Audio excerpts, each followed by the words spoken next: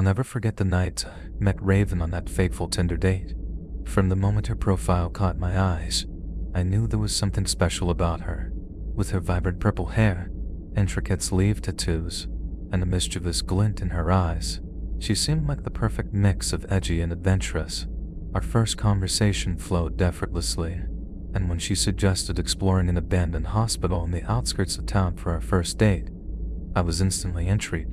The pictures she showed me of the eerie, crumbling building and the breathtaking city views from the rooftop sealed the deal. I couldn't wait to embark on this unconventional adventure with her.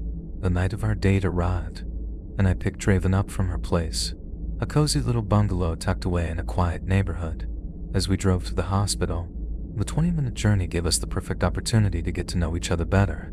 Raven's infectious laughter and razor-sharp wit had me grinning from ear to ear, and by the time we reached our destination, I felt like I'd known her for years. Following Raven's instructions, I parked on a secluded dead-end street, obscured by overgrown shrubbery. We hopped a low concrete barrier and jogged across the sprawling, empty parking lot, our hearts pounding with a mix of excitement and nervous energy. Raven led the way to a shattered basement window, our entry point into the abandoned hospital.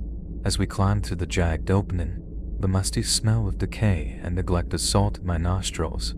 Armed with nothing but our phone flashlights, we began to explore the labyrinthine halls of the derelict building. Raven navigated the twists and turns with an easy familiarity, her voice echoing off the crumbling walls as she regaled me with tales of her previous adventures. But as we ventured deeper into the hospital's shadowy depths, an unsettling feeling began to creep over me. Raven's laughter, which had seemed so charming earlier, now felt too loud, too reckless in the oppressive silence of the abandoned halls. I found myself wishing she would lower her voice, my nerves fraying with each passing minute. Suddenly, the sound of a door slamming shut somewhere in the distance sent a jolt of fear through my veins. Raven fell silent, her eyes wide as we strained to listen for any further signs of movement. The echo of footsteps, faint but unmistakable, drifted down the corridor towards us. Panic gripped me as I reached for Raven's hand, my voice barely above a whisper. "Is it normal for other people to be here?" She shook her head, her expression grim. "Sometimes, but often, and never without flashlights." We extinguished our lights and pressed ourselves against the wall, hardly daring to breathe as we waited for the footsteps to pass. But instead of fading away, the sound grew louder, closer, until it seemed to be coming from just around the corner. A loud bang, like metal striking metal, sent us scrambling in the darkness. Raven's hand tightened around mine as she pulled me towards the stairwell, our hearts pounding in unison as we raced up the steps, putting as much distance as possible between ourselves and now our unseen pursuer. Several floors up, we finally paused to catch our breath, our chests heaving as we strained to listen for any signs that we were still being followed. The stairwell remained eerily silent, but the fear that had taken root in my gut refused to abate.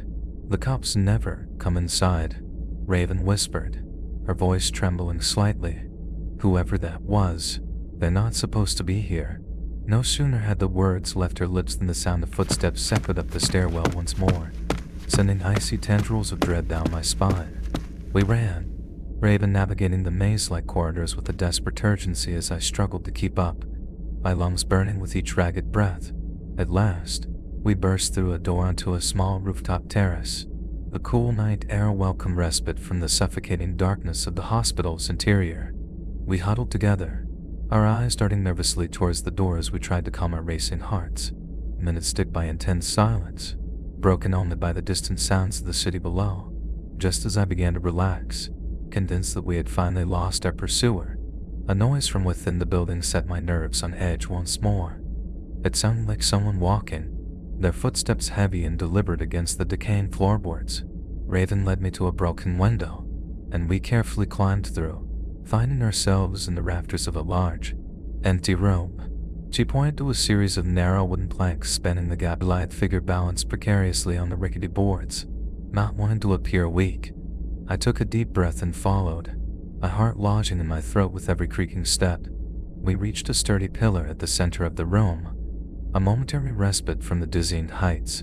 Perched atop the column, our legs dangling over the edge, we allowed ourselves a moment to breathe, to process the surreal turn our date had taken, but our reprieve was short-lived.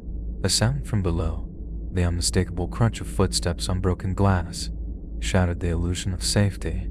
Our eyes met in silent understanding, and as one, we turned on our flashlights, illuminating the scene below. There, standing at the base of the pillar, was a man. He looked to be in his late 40s, with a dark beard and a black beanie pulled low over his brow. His eyes glittered in the beam of our flashlights, a predatory smile spreading across his face as he stared up at us. "Come on down," he called, his voice a deep, unsettling rumble. He beckoned to us with one hand, the gesture almost mocking in its casualness. I found my voice, the words sticking in my throat as I forced them out. "Are you with police?" The man ignored my question, his smile widening as he repeated his command. "Come on down. Now, don't make me come up there and get you." Raven grabbed my arm, her fingers digging into my skin as she pulled me back towards the narrow plank bridge. We scrambled across, our movements clumsy and desperate as the sound of the man's laughter echoed behind us. We had barely made it halfway when the door on the opposite side of the room burst open. The man's figure silhouetted against the dim light of the hallway beyond. He was coming for us, his footsteps thundering up the stairs as we raced towards the exit. Somehow, we made it back to the first floor, our lungs burning and our hearts pounding as we retraced our steps through the twisting corridors. The man's presence seemed to fill the entire building, his malevolent energy seeping into every shadowy corner and doorway. At last, we reached the basement window, our escape route. Raven climbed through first, her slender frame slipping easily through the narrow opening. I followed close behind, my pulse racing as I imagined the man's hands grabbing at my ankles, dragging me back into the depths of the hospital. But we emerged unscathed, our chests seething as we sprinted across the parking lot towards my car. It wasn't until we were safely inside, the doors locked and the engine running, that we allowed ourselves to breathe, to process the nightmare we had just escaped. As I pulled out of the secluded side street, Raven reached over and took my hand, her fingers trembling slightly in mine. "Thank you," she whispered, her voice raw with emotion, "for not leaving me behind in there." I squeezed her hand, a silent acknowledgement of the bond that had formed between us, forged in the crucible of our shared terror. We drove in silence for a while, each lost in our own thoughts, until the neon glow of a 24-hour diner caught my eye. Over greasy burgers and lukewarm coffee, we talked, the adrenaline slowly seeping from our veins as we tried to make sense of what had just happened. Though the romantic spark that initially drawn us together had been dampened by the night's events, a deeper connection had taken its place, a shared understanding of the darkness that lurked in the world, and the strength we had found in each other to face it. In the years since that fateful night, Raven and I have remained close, our friendship a testament to the unbreakable bond formed in the shadows of that abandoned hospital. And though we never spoke of it again, the memory of the stalker in the shadows lingered, a chilling reminder of the horrors that can lurk just beyond the boundary of the known world.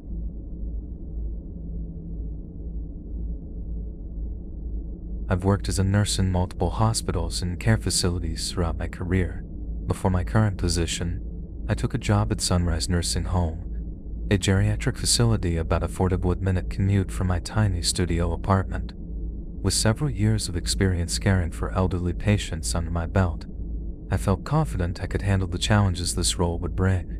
Little did I know, my brief tenure at Sunrise would become an unshakable nightmare.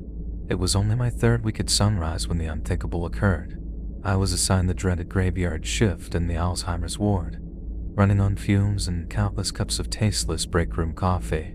The residents of this ward had taken a particular liking to me. Bright-eyed girl in her mid-20s must have been a welcome change from the usual rotation staff. My presence seemed to anchor them to the present moment, even if only temporarily. That fateful night, I was juggling the needs of multiple patients, but one stood out among the rest. Mildred, I knew admit, was far more agitated than the others. Each time I entered her room, she gripped my arm with surprising strength, her eyes wild with fear as she repeated the same unsettling remarks. The voices, "Dear, they won't stop whispering," Mildred pleaded, her gaze darting to the shadowy corner of the room. "And that man, one dressed in black, is always there, watching me." A chill crept down my spine despite my attempts to remain composed. Mildred's roommate had already requested that the privacy curtain remain closed, clearly unnerved by the constant rambling. I did my best to soothe Mildred's fears, holding her trembling hands in mine and speaking in a soft, reassuring tone. "It's all right, Mildred. You're safe here, I promise," gently squeezing her fingers. "Remember, I'm just a call button away if you need anything at all."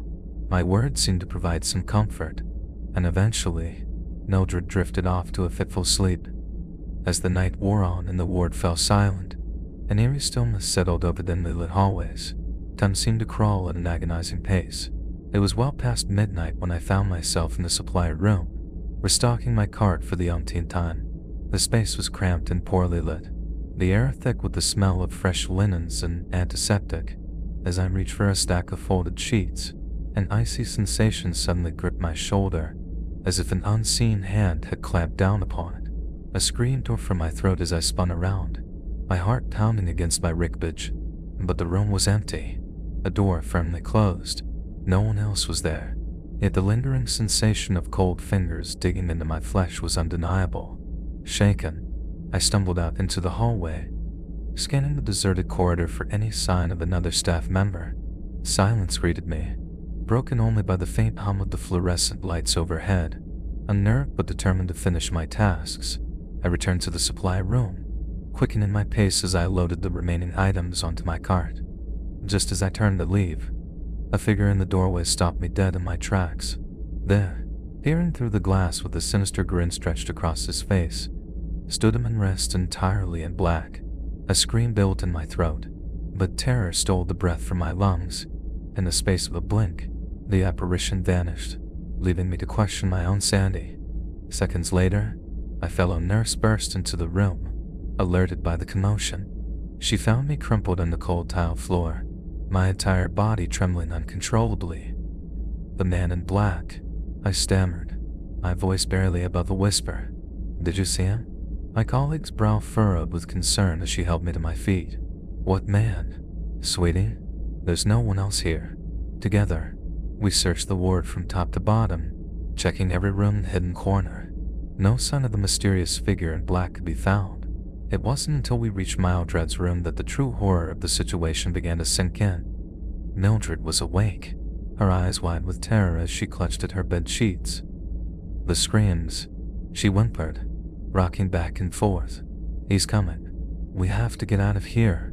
I approached her bedside, my skin prickling with goosebumps as I recalled her earlier warnings. Lowering my voice, I asked the question that had been haunting me all night. "Mildred, this man in black, was he smiling?" The elderly woman's gaze locked onto mine, her expression shifting from fear to a chilling clarity. "How did you know?" Those were words sent a jolt of pure, unadulterated panic through my veins. Mildred began to scream, her cries echoing through the ward as she begged to be taken far away from Sunrise and the malevolent presence that lurked within its walls. The rest of the night passed in a blur. I was reassigned to a different ward, but even the familiar routine couldn't shake the bone-deep dread that had settled over me. By the time my shift ended, I knew I couldn't spend another night in that building. With shaking hands, I composed a text to the head nurse, informing her that my next shift would be my last. The events of that night had left me deeply shaken, and I couldn't bear the thought of returning to the place where my nightmares had become reality. To my relief, she responded with understanding, assuring me that she would handle the necessary arrangements. In all my years as a nurse, I had never experienced anything like the horrors I witnessed at Sunrise Nursing Home. The memory of that man's twisted smile, the icy touch on my shoulder, and Mildred's chilling revelation, it was all too much to process. I couldn't explain it, but I knew with absolute certainty that the sinister presence in that ward was more than a figment of my sleep-deprived imagination. As I stepped out into the early morning light, I couldn't shake the feeling that I had narrowly escaped something far more dangerous than I could possibly comprehend.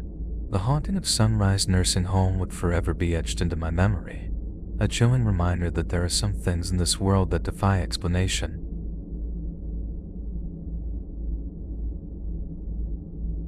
Three summers ago, my world was turned upside down when I contracted a rare strain of viral encephalitis. Living in the heart of New England, I couldn't pinpoint how or where I might have been exposed. The symptoms crept up on me: gradula dull, persistent headache, an overwhelming sense of exhaustion, and a loss of appetite that left me weak and disoriented. But it wasn't until the hallucinations began that I realized the true gravity of my situation. It was a sweltering July afternoon, and I was sprawled across the bed, drifting in and out of consciousness while my fiancé, Ethan, was at work. Through the haze of my fever, I heard the distinct sound of a child's voice calling out from downstairs. "Mommy, Mommy, where are you?" The voice sent a chill down my spine. Ethan and I didn't have any children, and there was no logical reason for a child to be in our house. Mustering what little strength I had, I dragged myself out of bed and stumbled to the top of the stairs. "Hello?" I called out, my voice hoarse and shaky. "Ethan, is that you?" Silence greeted me, broken only by the distant hum of the air conditioner. I stood there for a moment, my heart pounding in my chest as I tried to make sense of what I had heard. The throbbing in my head intensified, and I retreated to the bedroom, collapsing onto the sweat sheets. Minutes later, the voice called out again, this time louder and more insistent. "Mommy, please, I need you." Panic seized me, and with trembling hands, I reached for my phone, dialing Ethan's number. He answered on the first ring, concern evident in his voice as I babbled incoherently about the child's cries echoing through our empty house. "Babe, I think I'm losing my mind," I sobbed, my words slurring together. "I keep hearing this little girl calling for her mom, but there's no one here. I'm scared. Ethan, I don't know what's happening to me." Ethan's response was immediate.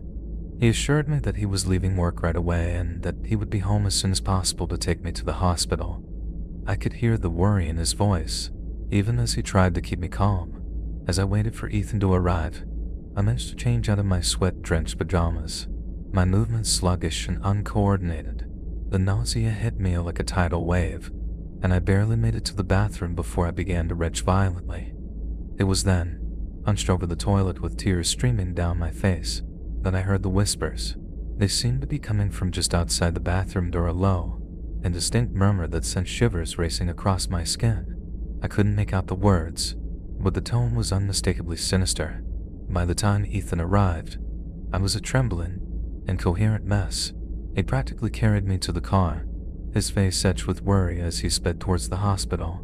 The doctors wasted no time in admitting me, and within hours, I was hooked up to an IV, pumped full of antivirals and steroids to combat the infection ravaging my brain. The diagnosis was terophozoring encephalitis, a potentially deadly inflammation of the brain. The doctors explained that while hallucinations were an uncommon symptom, they weren't entirely unheard of in severe cases like mine. I shuddered to think of what might have happened had Ethan not gotten me to the hospital when he did. Ethan stayed by my bedside for as long as the nurses would allow, holding my hand and murmuring words of comfort. But eventually, visiting hours came to an end, and he had to leave.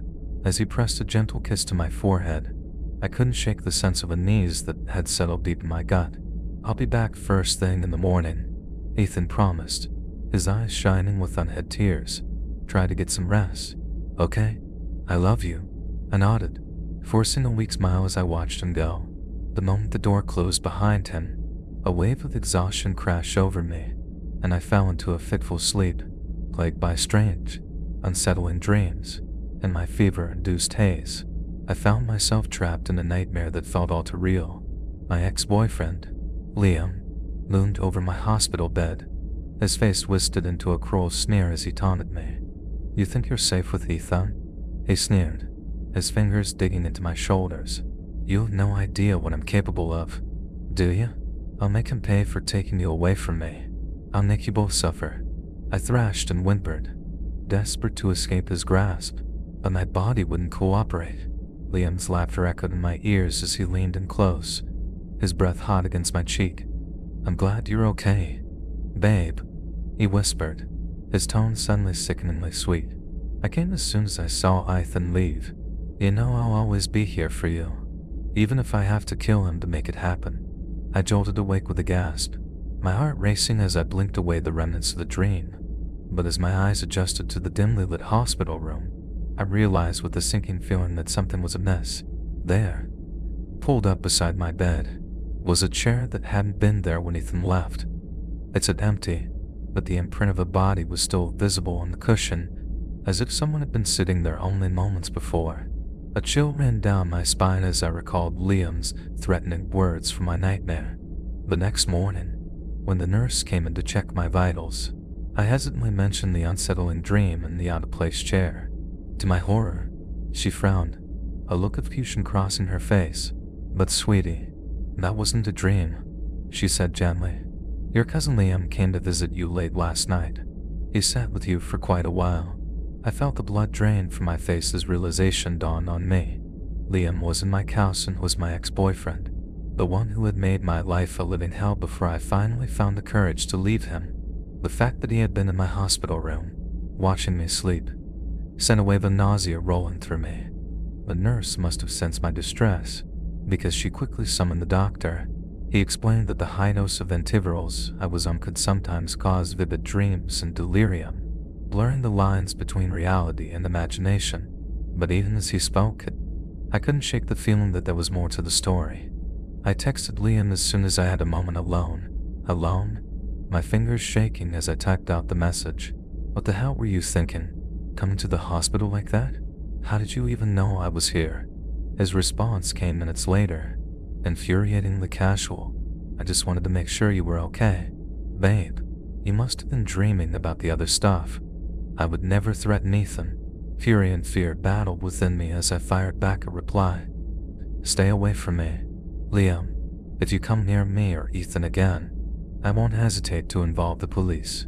He didn't respond, and as much as I wanted to believe that his silence was a good sign, I couldn't shake the sense of unease that had settled deep in my bones. Even as my health improved and I was eventually discharged from the hospital, I couldn't help but wonder if Liam's appearance had been a fevered dream or a chill in reality. In the weeks and months that followed, I tried to put the experience behind me, focusing on my recovery and my life with Ethan. But every now and then, in the stillness of the night, I would find myself wondering about the invisible intruder who had lurked in the shadows of my hospital room, and the whispered threats that still echoed in my mind.